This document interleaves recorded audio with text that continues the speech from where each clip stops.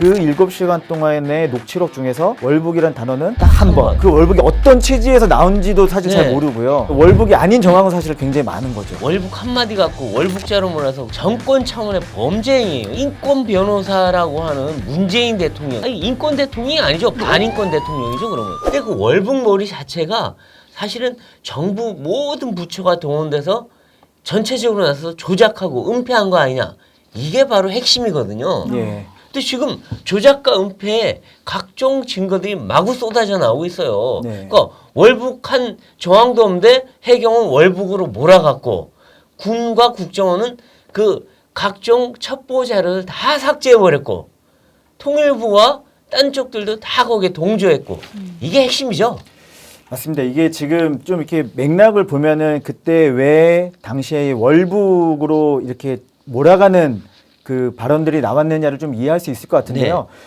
조금만 시계를 돌려보면은 그 우리 개성 남북 연락사무소가 폭파가 됐습니다. 네. 그러니까는 그 저 9.19 군사 합의를 하고 나서 한 그렇죠. 예, 얼마 되지 않아 가지고 뭐 김여정이 뭐 대북 전단이니 이런 거를 이제 문제 삼아 가지고 우리나라 세금이 한 180억 원 정도가 투입된 그렇죠. 그 건물을 남북 박살내버렸죠. 건물을 말 그대로 폭발물을 설치해 가지고 그냥 폭발을 그냥 일방적으로 시켜버렸거든요. 참, 그래서 네. 그런 일련의 사건들로 인해서 북한에 대한 그 여론이 굉장히 싸늘해지고 안 좋아지던 상황이었습니다. 네. 그런 네. 상황에서 2020년도 9월 21일, 22일에 우리나라 공무원이 처참하게 살해당하는 일이 벌어졌으니까 이 사람은 네. 사실은 무슨 무장된 상태도 아니고 이 사람이 무슨 그러니까요. 간첩도 아니고 무슨 군인도 아니고 물에 무슨 그냥 뭐 바다에 그런 건 아닙니다. 떠 그냥 있었어요. 공무원이었고 비무장 상태였고 실종자고 어떻게 보면 네.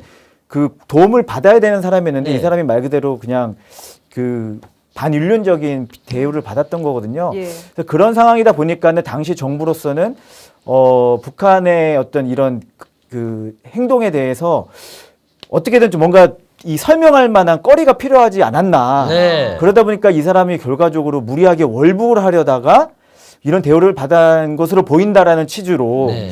설명이 된 것 같다라는 의심이 드는 그러니까 거죠. 월북하려던 사람은 정부가 구조하지 않아도 된다.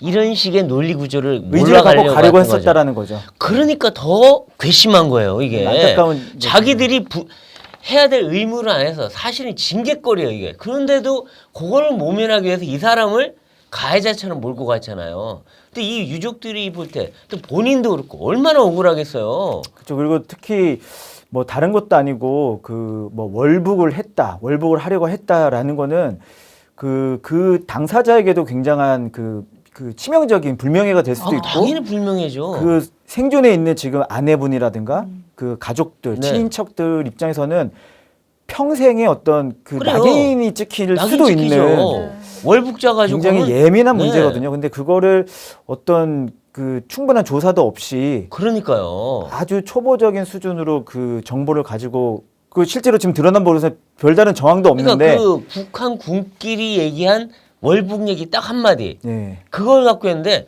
사실은 3시간 바다에 떠 있으면 너 왜 왔어? 왜 왔어? 자꾸 물어보면 살기 위해서라도 그렇죠. 저 북한에 갈게요라고 했을 거 아니에요. 받아주십시오라고 막 말할 수도 3시간을 있고요. 바다에 떠 있으면서 총구 들이대는데 누가 그걸 어떻게 하겠어요?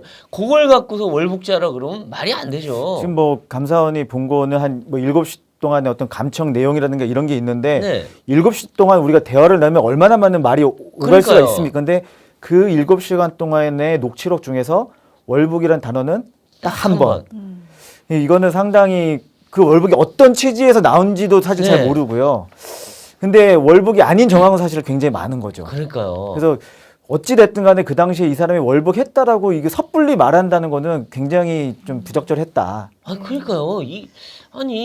이 인권 변호사라고 하는 문재인 대통령이 아니 그 월북 한마디 갖고 월북자로 몰아서 그럼 그 사람 구조 안 해도 됩니까? 그리고 그 사람 월북자로 몰면 됩니까?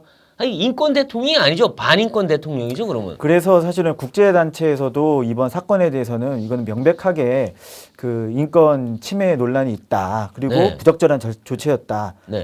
굉장히 그리고 비판을 많이 하고 있습니다. 이게 그 부적절을 떠나 사실 범죄행위예요. 한 명의 인명을 구조하지 않은 것도 문제지만 그럼 범죄까지는 아닐지 모르지만 그 다음에 월북몰이 자체는 전 부처가 나선 정권 차원의 범죄 행위예요. 이게 범죄 행위. 이게 지금 나온 게 뭐 원 보이스로 뭐 대응하라 네, 뭐 이런 그러니까요. 어떤 그 지침 같은 게 네. 정부처에 뭐 내려왔다는 그런 얘기도 지금 보도가 되고 있는데요. 그거는 정말 문제가 될 수 있는 게 사실은 이 최상위 기관에서 원보이스로 대응하라 하고 어떤 지침을 내려주면은 네. 그 밑에 있는 데서는 다른 팩트가 있더라도 그거를 선택적으로 묵인하게 그렇죠. 되고 그러니까 다 뭉개버리잖아요. 그렇게 되면은 사실 이제 왜곡이 될 수도 있기 그렇죠. 때문에 다른 데도 아니고 어떤 정부가 그렇게 했다라는 거는 좀 문제가 많고 보세요. 서훈 분명히 처벌이 될 것 같습니다. 국가안보실장이 원보이스로 대응하라고 했는데 그러면 서훈 실장 개인의 의견이었을까요? 아니면 문재인 대통령의 의지가 담겨 있었을까?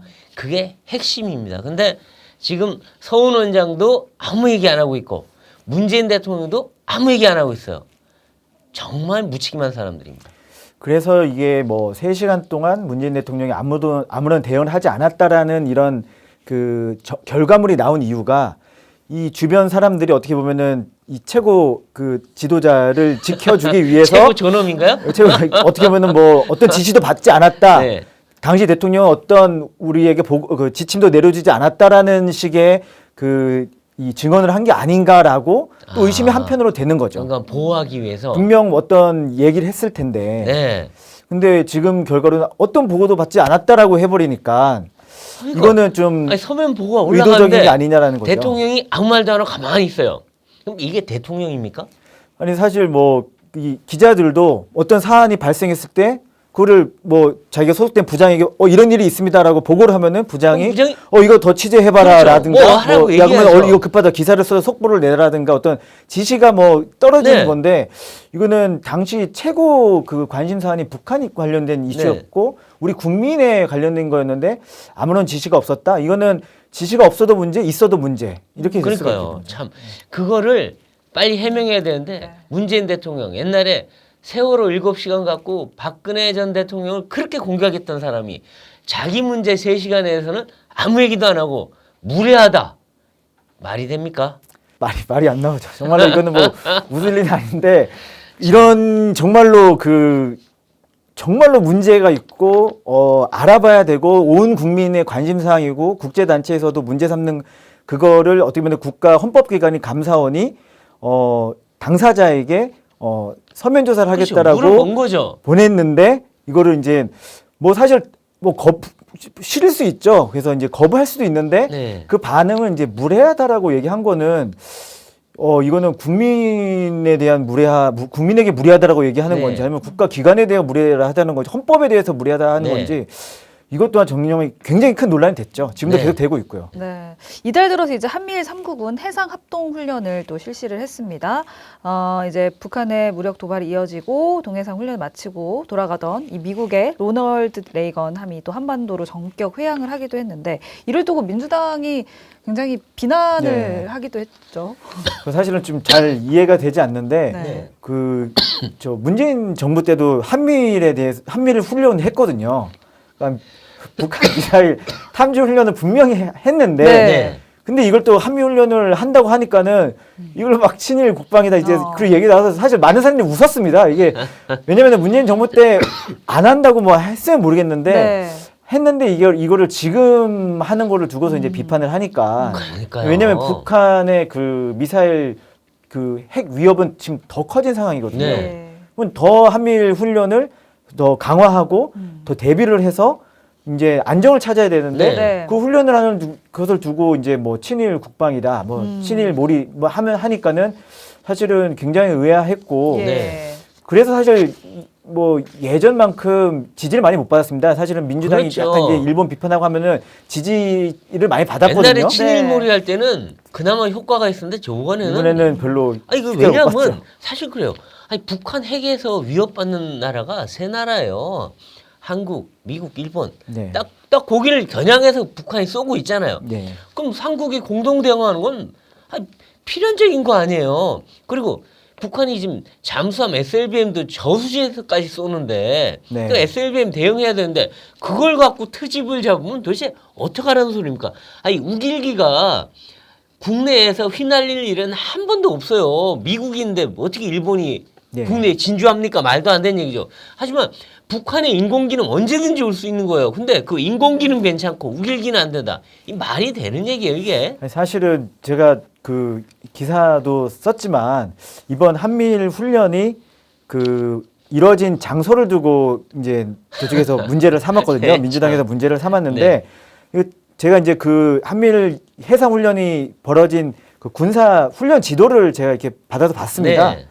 보니까는 이게 독도는 한참 멀리 떨어져 있고 일본에 더 가까워. 오히려 일본에 아주 가깝게 그 위치해 가지고 훈련을 했더라고요. 그러니까요. 예. 그래서 이걸 바꿔 생각하면은 우리 해군의 태극기가 일본 요트 코앞에서 펄럭인 것입니다. 그래서 그러니까요. 사실은 이런 논리대로 따지면은 이번 훈련을 자랑스러워해야 되거든요. 네. 일본 열도에서 우리 태극기가 이렇게 네. 가까이서 펄럭인 적 아마 건국 이래 처음이었을 것입니다. 네.